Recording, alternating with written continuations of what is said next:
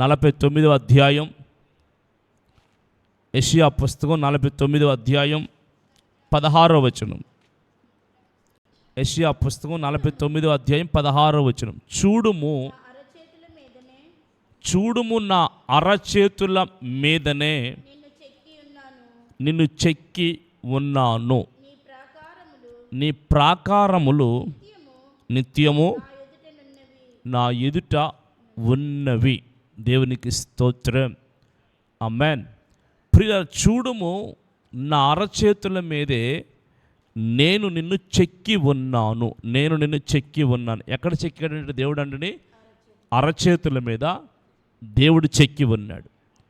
నీ ప్రాకారములు నిత్యము నా ఎదుట ఉన్నవి, నా ఎదుట ఉన్నవి. చూడండి, దేవుడు ప్రియారా మనల్ని అంటండి తన అరచేతుల మీద చెక్కుకొని ఉన్నారు. మనం చాలాసార్లు దేవుడు మనల్ని మర్చిపోయాడని, దేవుడు మనల్ని వదిలిపెట్టాడని, దేవుడు మనల్ని జ్ఞాపకం చేసుకోవట్లేదని, దేవుడు మనకు చాలా దూరంగా ఉన్నాడని మనకొచ్చిన పరిస్థితులను బట్టి, మనకు ఎదురవుతున్న ఆ పరిస్థితుల ప్రభావాన్ని బట్టి మనం ఏం చేస్తామంటే దేవునికి దూరంగా వెళ్ళిపోయిన వారిగా మాట్లాడుతూ ఉంటాం, లేదా దేవుడు మనకు దూరంగా ఉన్నట్టుగా మాట్లాడుతూ ఉంటాం. కానీ దేవుడు అంటున్నారు, చూడుము నా అరచేతిలోనే నిన్ను చెక్కాను, నిన్ను చెక్కాను. చూడండి, కొంతమంది బొమ్మలు చెక్కుతారు. ఎక్కడ చెక్కుతారు చెప్పండి? గోడల మీద చెక్కుతారు. కొంతమంది శిల్పాలు చెక్కుతారు, శిఖరాల మీద, గోపురాల మీద చెక్కుతూ ఉంటారు. కొంతమంది ఇంకా వారికి వచ్చిన కళల్ని చెక్కుతూ ఉంటారు, చెట్ల మీద, పుట్ల మీద చెక్కుతూ ఉంటారు. కొంతమంది అయితే పుస్తకాల మీద వారికి వచ్చిన బొమ్మల్ని గీస్తూ ఉంటారు. అవన్నీ ఎలాగంటే మనిషికి చాలా దూరంగా ఉంటాయి. ఎందుకంటే చెక్కి వచ్చేస్తాడు తప్ప దాని తర్వాత దాని పరిస్థితులు ఏంటనేవి ఎవరూ గమనించలేరండి. అయితే దేవుడు అంటున్నాడు, మనల్ని తన అరచేతిలో చెక్కుకున్నాడు. చెక్కుకుని నిత్యము మన ప్రాకారాలు, నిత్యము మన ప్రాకారాలు దేవుని ఎదుట పెట్టుకుని ఏం చేస్తున్నాడంటే నడిపిస్తున్నాడు. మనకు అపాయం కలుగుతుందా, మన కీడు కలుగుతుందా, ప్రియులారా మనం బాధల్లో పడుతున్నామా, దుఃఖంలో పడుతున్నామా, ఏ బాధ పడుతున్నా అన్నీ కూడా ఆయన చూస్తూ ఉన్నాడు.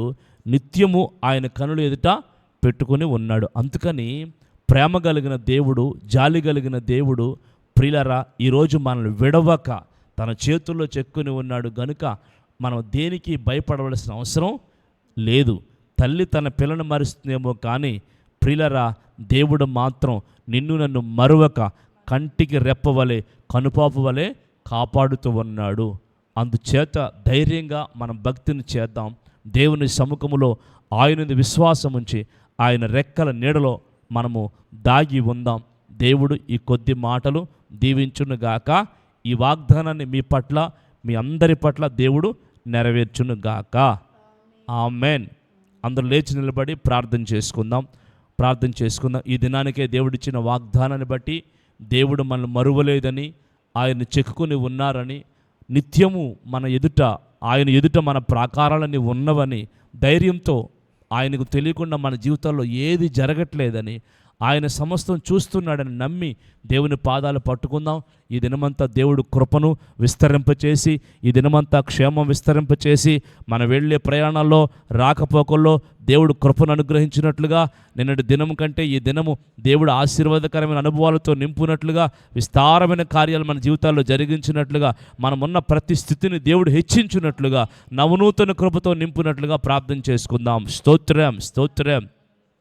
మహిమగల తండ్రి, పరిశుద్ధుడా, ప్రేమాస్వరూపే నీ సన్నిధిలో స్తోత్రాలు నాయన.